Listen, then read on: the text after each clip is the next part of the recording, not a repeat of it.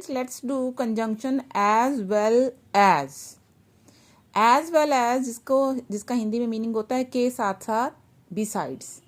ठीक है, यानी as well as मीन्स के साथ साथ. अब इट डजंट मीन कि इसका मतलब एंड होता है, ये एंड की तरह यूज नहीं होता. और जैसे कि for example, I like his tricks as well his smile, यानी मुझे उसकी ट्रिक्स के साथ साथ क्या पसंद है, स्माइल. हम ऐसे भी कह सकते थे कि आई लाइक हिज ट्रिक्स, अगर हम यहाँ एंड भी लगा सकते हैं, आई like his tricks and smile. तो अब एंड कहाँ लगता है, एंड वहाँ लगता है जब दोनों आइटम्स, दोनों थिंग्स यानी इक्वल हो. लेकिन एज वेल एज यहाँ पे क्यों लगाया, क्योंकि दोनों आइटम में से one of the item deserve emphasis, यानी दोनों आइटम में से एक चीज पे हम जोर दे रहे हैं, एम्फोसिस यानी जोर दे रहे हैं. ठीक है, जैसे कि आई लाइक हिज ट्रिक्स, मुझे उसकी ट्रिक्स तो पसंद है, I like the way he teaches. ठीक है, उसके ट्रिक्स तो मुझे पसंद है, लेकिन उसकी smile as well as smile, यहाँ किस पे एम्फोसिस आ रहा है, स्माइल पे.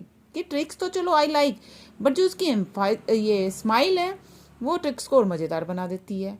सो जहाँ दोनों आइटम में से यानी एक पे एम्फोसिस जोर देने के लिए I had use here as well as.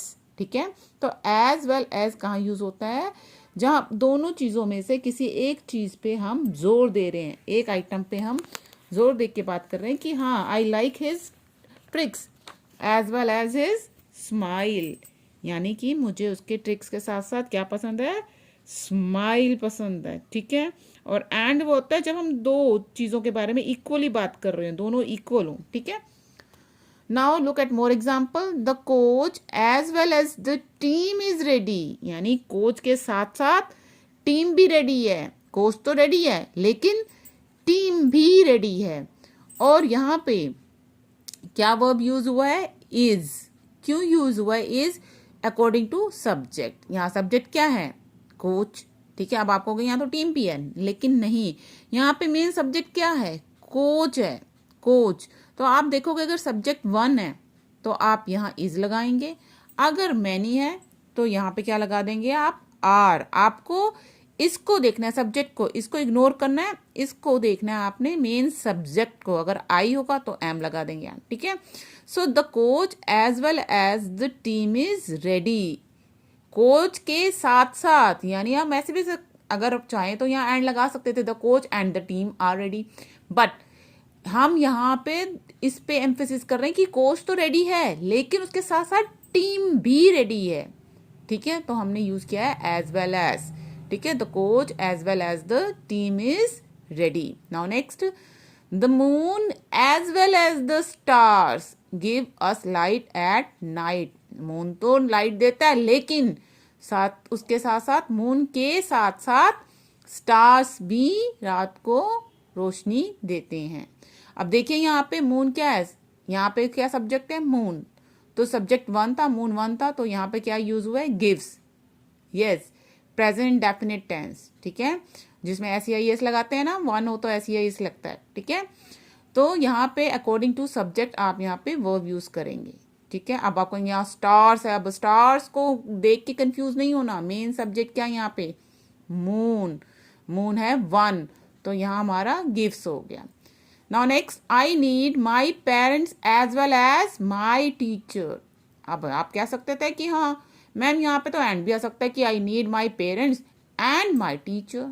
Yes of course, लेकिन यहाँ पे वो कह रहा है कि मुझे मेरे पेरेंट्स की तो जरूरत है, लेकिन वो टीचर पे भी एम्फेसिस कर रहा है, जोर दे रहा है कि मुझे पेरेंट्स के साथ साथ मेरी टीचर की भी जरूरत है.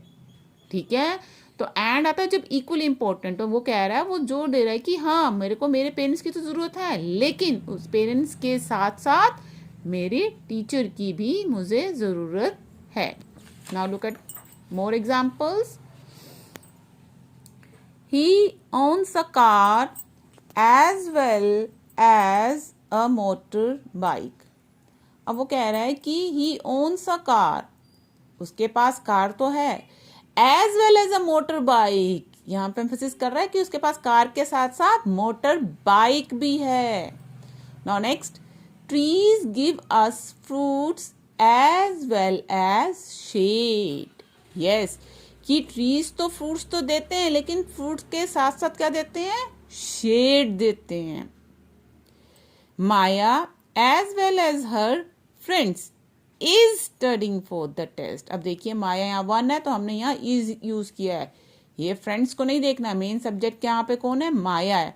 तो Maya as well as her friends is studying for the test, यानी माया के साथ साथ उसके फ्रेंड्स भी जो हैं वो कह रहे हैं कि माया तो पढ़ रही है, लेकिन उसके साथ साथ उसके फ्रेंड्स भी टेस्ट की तैयारी कर रहे हैं.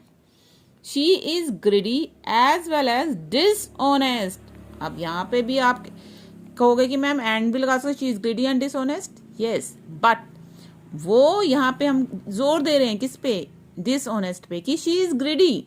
वो ग्रीडी तो है, as well as dishonest. Greedy के साथ साथ वो डिसऑनेस्ट भी है, बेईमान भी है. लालची तो है लेकिन उसके साथ साथ बेईमान भी है. The cow as well as goat gives us milk. गाय के साथ साथ गोट भी हमें क्या देती है? मिल्क देती है. गाय तो देती है लेकिन गोट भी हमें मिल्क देती है. गोट, ठीक है, काउ के साथ साथ गोट भी मिल्क देती है. And last one is the chairman as well as the secretary attended the meeting. Chairman के साथ साथ सेक्रेटरी ने भी मीटिंग अटेंड करी. चेयरमैन ने तो अटेंड करी, लेकिन बता रहे हैं प्रेशर देके, एम्फेसिस करके कि सेक्रेटरी ने भी मीटिंग अटेंड की है. चेयरमैन के साथ साथ सेक्रेटरी ने भी मीटिंग अटेंड की है. So student, I hope now as well as is clear to you.